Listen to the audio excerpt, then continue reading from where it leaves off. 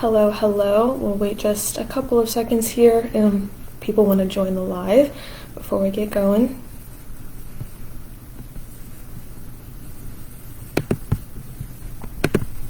All right, welcome to our December Purple Chair Chat. My name is Evelyn and my pronouns are she, hers. I'm an education and prevention specialist at Jana's campaign, and this Purple Chair Chat will be focusing on gender-based violence and alcohol. Purple Chair Chats are live conversations instilling the knowledge, skills, and values necessary to prevent gender and relationship violence, and we use these discussions to raise awareness, engage bystanders, promote healthy and respectful relationships, and encourage the development of new social norms.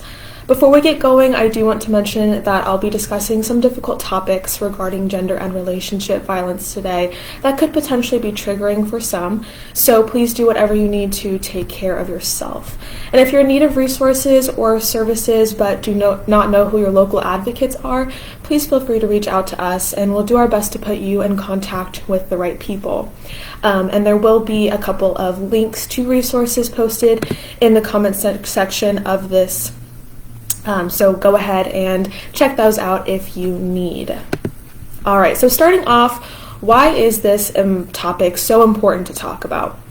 There are a lot of misconceptions around alcohol consumption and alcohol abuse causing domestic violence. And this is a really dangerous way to think because it leads people to believe that if the perpetrator were to stop drinking, then everything would get better, when in reality that is not the case. And this way of thinking puts individuals in further danger because it gives hope and it encourages them to stick it out in an unhealthy relationship in hopes that the other person will change. So they're staying in these really dangerous, scary situations. Now, that's not to say that there aren't connections between alcohol and gender-based violence, right? There are, but alcohol never causes domestic violence. So let's get into the false connection between domestic violence and alcohol. Alcoholism doesn't cause domestic violence any more than poverty, depression, or trauma history does. But like those factors, alcohol almost always makes existing abuse worse.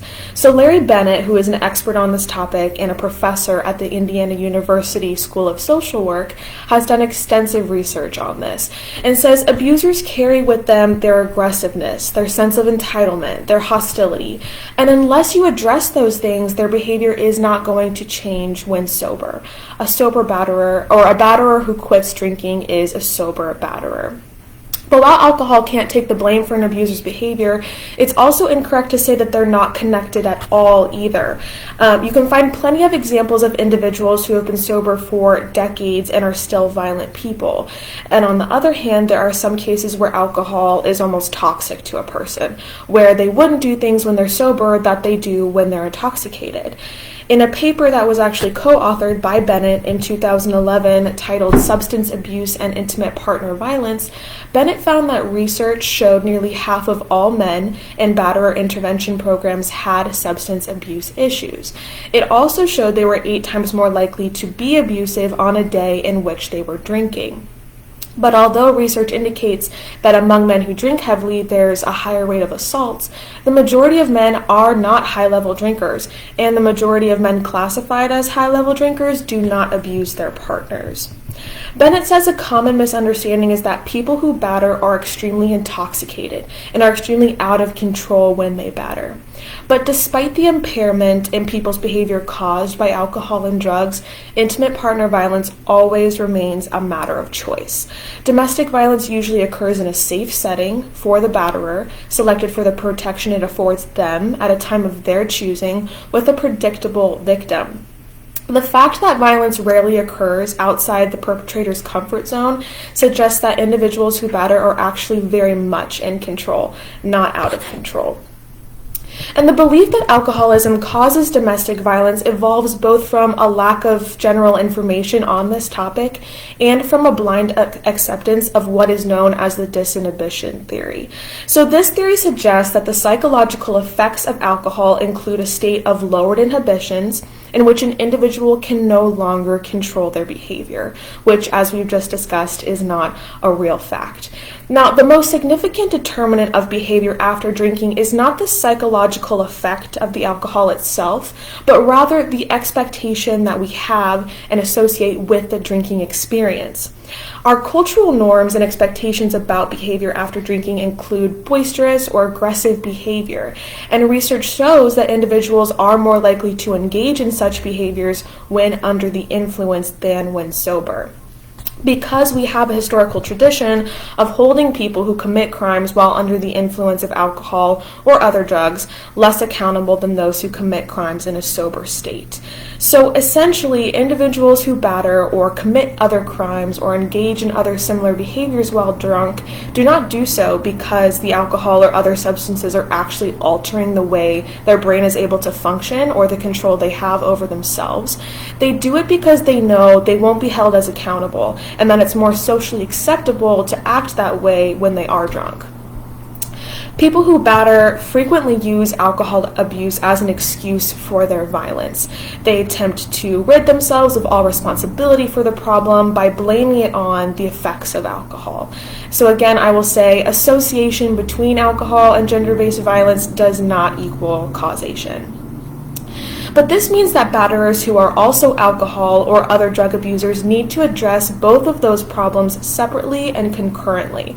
This is critical not only to maximize the victim's safety, but also to prevent a battering relapse or other speed bumps within the recovery process. Because true recovery requires much more than just abstinence. It includes adopting a lifestyle that enhances one's emotional and spiritual health, which cannot be achieved if battering continues. Another side of alcohol and gender-based violence that's not talked about as much is the fact that being the person who is experiencing the violence within a relationship can lead to alcohol consumption as a method of coping or self-medicating.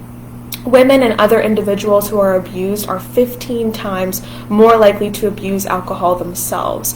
And chemically dependent survivors often have very limited or no access to safe shelter because of their addiction. While admission and discharge policies must absolutely consider the safety needs of other shelter residents, policies that prohibit access by chemically dependent individuals are often based on misconceptions about addiction, and therefore they cut off many people from this vital resource. The lack of information and training on chemical dependency in survivors and the existence of harmful attitudes and beliefs about chemically dependent survivors potentially hinders supportive and empowering interventions by domestic violence advocates. So how do we begin to resolve the problems that arise due to false connections people have regarding alcohol or substance abuse and domestic violence? Well, number one, health practitioners and other professionals attempting to assist survivors of domestic violence often try to link the co-occurrence of substance abuse and domestic violence, pinning it on things like substance use disrupting the thinking process, adverse childhood experiences, power motivation, trying to pin the abuse on one of those specific things. But none of those theories prove that substance abuse or alcohol causes domestic violence. Therefore, it's vital that practitioners learn to ask a survivor questions, rather than just jumping to conclusions and trying to pin the domestic violence on a single theory. Screening will be useful if systems are modified to really engage with individual survivors again and refer those who screen positive, and if agencies are in place to assess, educate, treat the problems that are referred to them. Ultimately, the success of interventions regarding substance abuse and domestic violence depend on the investment that we as a society are willing to make.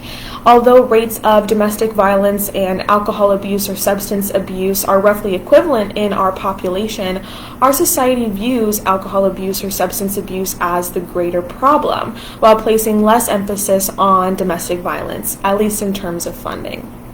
A greater awareness of domestic violence and a more balanced approach to co-occurring domestic violence and alcohol abuse will benefit survivors, perpetrators, and our society as a whole. So with all of this information, our hope is to debunk the myth that alcohol consumption and abuse is the cause of domestic violence. We know this to be false, and we ask you to assist us in sharing this information with others as well. In wrapping up for today, we always appreciate you joining these Purple Chair Chats and love being able to have live conversations instilling the knowledge, skills, and values necessary to prevent gender and relationship violence. As always, if you are in need of resources or services and do not know who your local advocates are, reach out to us and we'll do our best to put you in contact with the right people. Check those links that were in the comments section of this video. And again, I want to say thanks so much, everyone. Happy holidays, and we will see you all again next month. Bye.